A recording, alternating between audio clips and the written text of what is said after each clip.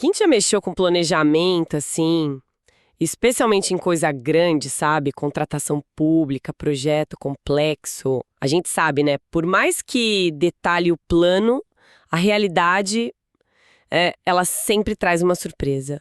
A incerteza tá ali, é parte do jogo. Por isso, hoje a gente vai mergulhar fundo em como entender e gerenciar os riscos antes deles virarem problema de verdade. O foco é naquela fase crucial do planejamento, sabe? A nossa missão aqui é desmistificar um pouco essa gestão de riscos, mostrar que, olha, não é um bicho de sete cabeças, não depende de sorte, é mais um processo, assim, estruturado, proativo para lidar com o inesperado de um jeito mais inteligente. Vamos explorar os conceitos, as práticas que funcionam, né?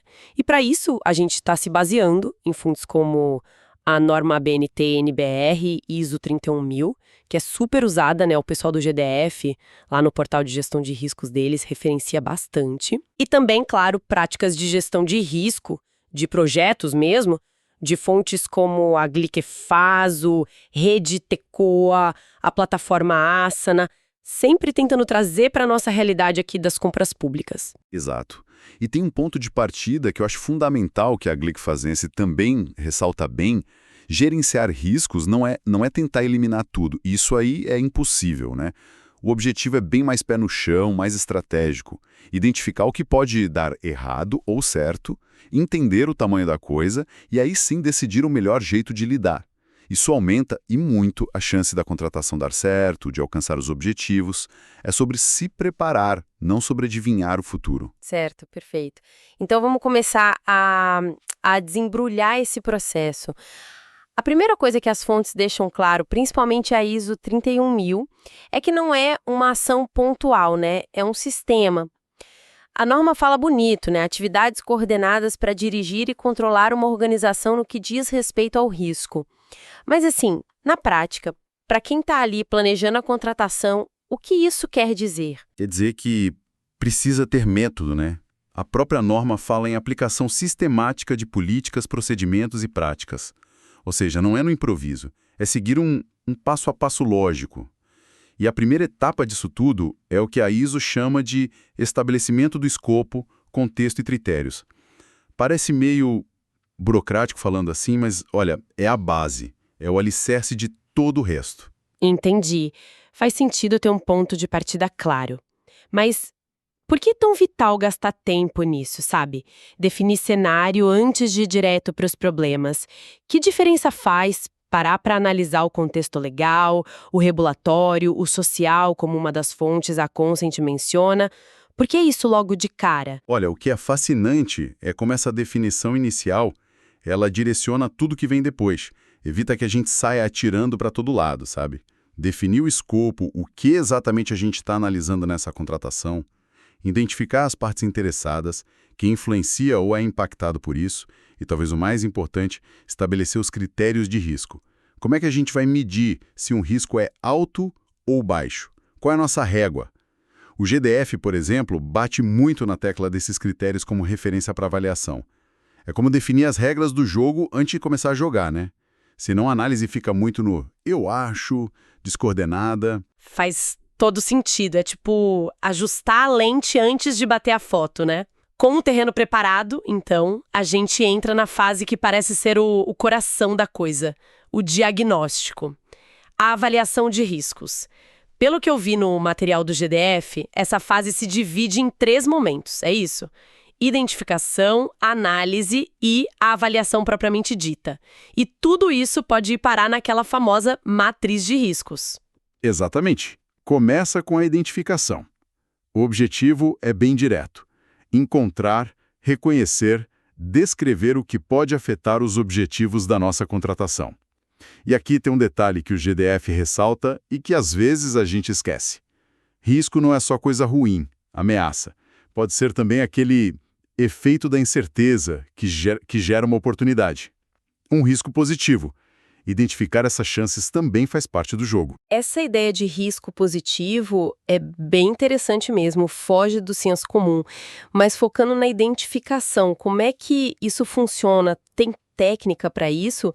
E que tipo de risco costuma aparecer mais nesse planejamento de contratações? Sim, existem técnicas mais formais. A BNT-NBRIC 3110 lista um monte delas, desde um brainstorm mais guiado até análises bem complexas.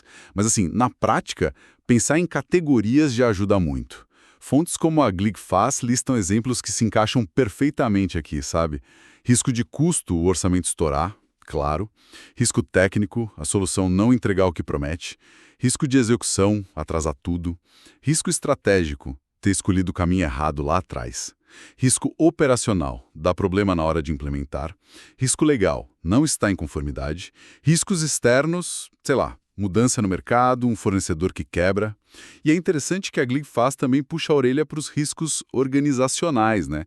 Tipo, falta de gente qualificada aqui dentro. Às vezes a gente subestima isso, mas pode implodir um projeto. Ah, e a Asana lembra de uma coisa fundamental: questionar os pressupostos, aquilo que a gente toma como certo. Se não for verdade, vira uma fonte gigante de risco. E, para a gente entender bem o que identificou, é bom usar a definição certinha de risco, né? Que é o efeito da incerteza nos objetivos, como a ISO 31000 define e o GDF cita. Para cada risco que a gente acha, vale pensar no evento, o que pode acontecer, na fonte de risco, o que causa isso, e aí entram os conceitos-chave, tipo o apetite ao risco da organização, quanto risco ela está disposta a correr para chegar onde quer, e a tolerância ao risco, qual o desvio que a gente aceita em relação às metas. Mas aí definir isso no papel é uma coisa. Como é que um órgão público define o apetite dele na prática? Isso não acaba sendo meio subjetivo, talvez até político? Ótima pergunta. Essa definição de apetite e tolerância é, sim, um dos pontos mais estratégicos e, claro, tem um componente subjetivo. Não tem como fugir disso. Mas a ideia toda da gestão de riscos é justamente trazer critérios mais objetivos para essa conversa, sabe? Não elimina a subjetividade, mas dá uma balizada. A norma sugere que isso venha lá de cima, da alta direção, pensando nos objetivos estratégicos, no contexto legal, nas expectativas de todo mundo. Na prática, aqui no setor público, isso pode virar uma diretriz. Limites de orçamento mais ou menos flexíveis, níveis de serviço que não podem cair de jeito nenhum. Não é simples, eu sei, mas é essencial para as etapas que vêm depois. E um ponto que tanto a GlickFast quanto a Asana martelam muito é: envolva a equipe. Envolva os stakeholders nessa identificação. Duas cabeças pensam melhor que uma, né? E gente com visão diferente traz risco que uma pessoa sozinha nem ia enxergar. É análise. Aqui a gente aprofunda para entender melhor. O GDF explica bem. A gente analisa a natureza do risco pensando em duas dimensões principais. A consequência ou impacto, tipo, qual o tamanho do estrago se acontecer, e a probabilidade, qual a chance disso rolar. Aí se usa umas escalas, né? Baixa, média, alta, para classificar cada uma dessas coisas. Certo. E a combinação dessas duas probabilidades de impacto dá o tal do nível de risco, é isso? É ele que vai dizer se o risco é quente ou não. As fontes até mencionam que tem um monte de ferramenta mais sofisticada para essa análise, né? Bowtie, OPA, análise bayesiana, árvore de falhas, a Qualitin tem uma lista enorme. Não precisa entrar no detalhe de cada uma aqui, mas é bom saber que existem essas abordagens para quando o negócio é mais complexo. O ponto crucial, como você disse antes, é que essa análise tem que ser feita sempre olhando para os critérios que a gente definiu lá no comecinho, na primeira etapa. Exatamente. E essa análise toda leva a gente para a terceira subetapa da avaliação, avaliação de riscos propriamente dita. Agora a gente tem um nível de cada risco que a gente calculou na análise, certo?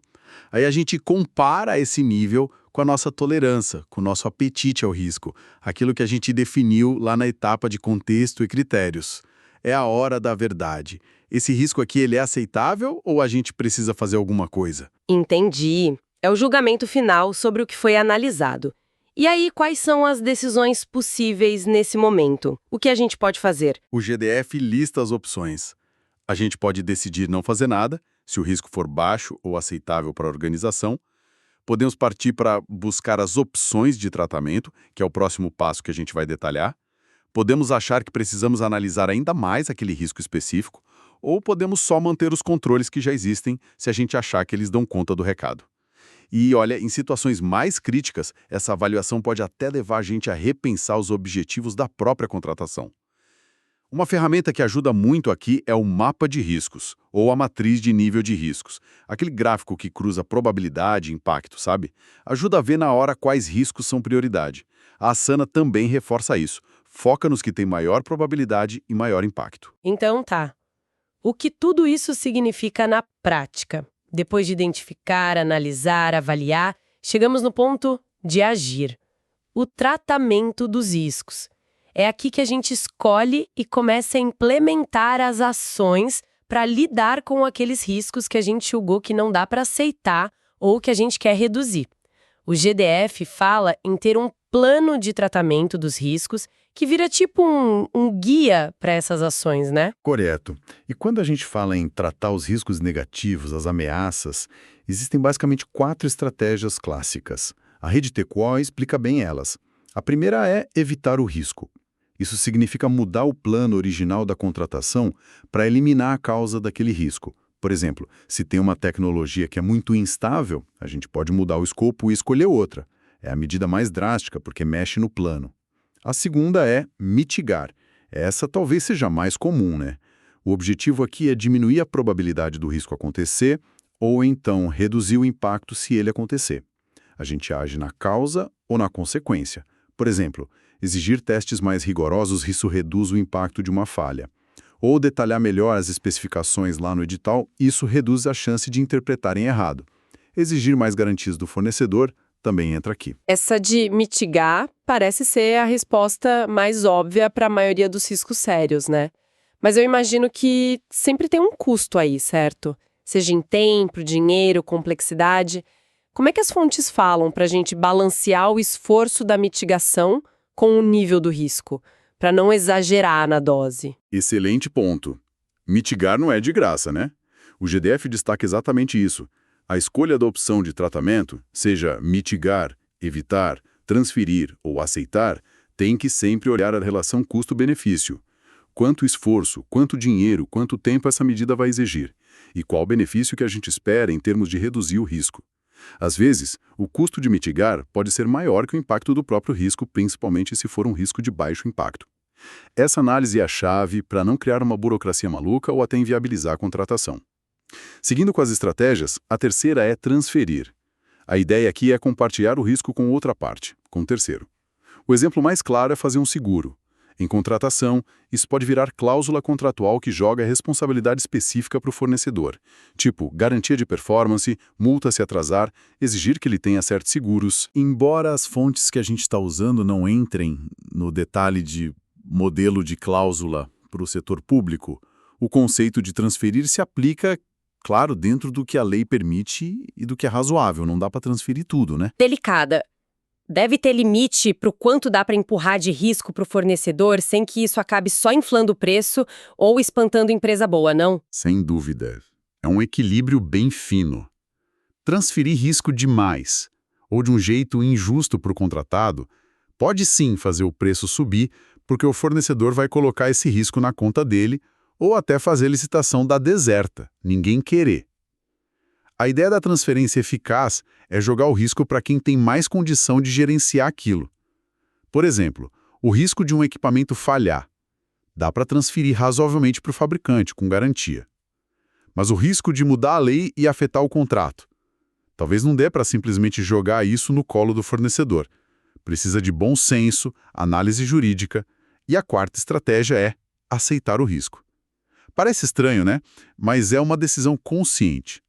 Não vamos fazer nada específico para tratar esse risco agora. Geralmente a gente faz isso com risco de baixa probabilidade e baixo impacto. Mas, atenção, como a rede TQO e a Asana frisam bem, aceitar não é ignorar. Não é esquecer que o risco existe. O ideal é que, mesmo aceitando, a organização saiba que ele está ali e, quem sabe, tenha um plano B, um plano de contingência básico, caso ele resolva aparecer. Entendi as 4 estratégias. E aí, no meio disso tudo, aparecem uns termos técnicos. Controle, risco residual, risco inerente. Consegue clarear para a gente o que é cada um? Claro. Controle, segundo o GDF, é basicamente qualquer medida que a gente usa para modificar o risco. Pode ser uma ação para evitar, para mitigar ou até para ajudar a transferir. Pensando nos testes rigorosos que a gente falou, isso é um controle. Risco inerente é o nível do risco antes da gente aplicar qualquer controle. É o risco bruto, digamos assim. Já o risco residual é o nível do risco que sobra depois que a gente implementou os controles e as ações de tratamento. É difícil eliminar um risco 100%, né? Então quase sempre sobra um risco residual e esse a gente precisa ficar de olho, monitorar. Ok, então planejamos o tratamento. Mas o trabalho não para por aí, né? A vida continua, as coisas mudam. Como é que a gente garante que esse plano de gestão de riscos não vire só um documento bonito na gaveta? Exato. A gestão de riscos tem que ser dinâmica. Isso leva a gente para a última etapa fundamental do processo, que, na verdade, está presente em todas as outras: monitoramento e análise crítica. É algo contínuo. A Glififaz fala em reavaliar sempre. A Asana reforça que precisa ter atualização frequente sobre status dos riscos. Para organizar isso, o pessoal usa ferramentas como o registro de riscos, que a Asana menciona, ou a planilha de riscos da rede Tecoa. É um documento vivo, sabe? Onde você detalha cada risco. Descreve, diz o nível, probabilidade, impacto, qual a resposta planejada, quais as ações específicas, quem é o responsável, o GDF chama de proprietário do risco, a Asana fala no responsável pela ação e o prazo, claro. E é importante também separar, como a GDTECO aponta, o que é risco, algo que pode acontecer, do que é problema, algo que já aconteceu, talvez um risco que nem estava mapeado e se concretizou. E para esse monitoramento dar certo, eu imagino que a comunicação e a cultura da equipe sejam chave, né? Não adianta ter a planilha mais linda do mundo se ninguém atualiza, ou se o pessoal tem medo de avisar que apareceu um risco novo. Com certeza. A Asana bate muito nessa tecla da comunicação clara, de ter uma cultura onde o pessoal se sinta seguro para levantar a mão, para apontar um problema, sem medo de levar bronca. E definir claramente quem é o dono de cada risco, como o GDF e a Asana falam, ajuda muito. Garante que tem alguém ali, de fato, acompanhando e agindo quando precisa. Não pode ser aquela responsabilidade que é de todo mundo e não é de ninguém, sabe? Agora, vamos trazer isso tudo de volta para o nosso dia a dia, para o planejamento da contratação pública. Como é que aplicar essa estrutura toda ajuda mesmo, na prática, a evitar a dor de cabeça lá na frente?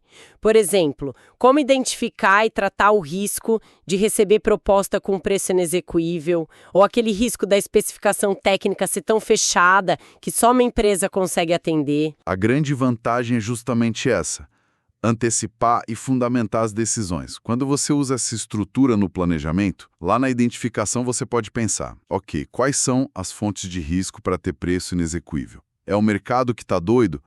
É a especificação que está ruim?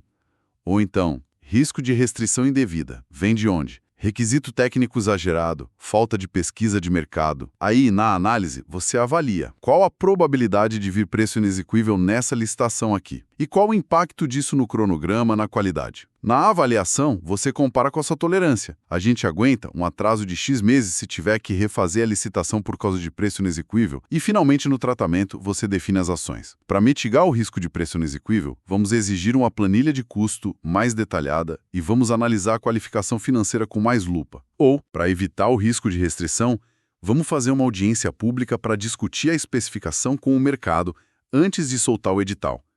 Aplicar essa lógica ajuda a justificar as escolhas que você faz no edital no futuro contrato. Por que aquele critério de qualificação está ali? Por que aquela exigência técnica? Mesmo sem ter modelos prontos de cláusula nessas fontes, o processo em si informa a construção de um edital, de um contrato mais resiliente, mais robusto, mais consciente das incertezas. Recapitulando, então, a mensagem principal é que essa gestão de riscos não é um luxo, né? É ferramenta essencial no planejamento, principalmente em contratações mais complexas.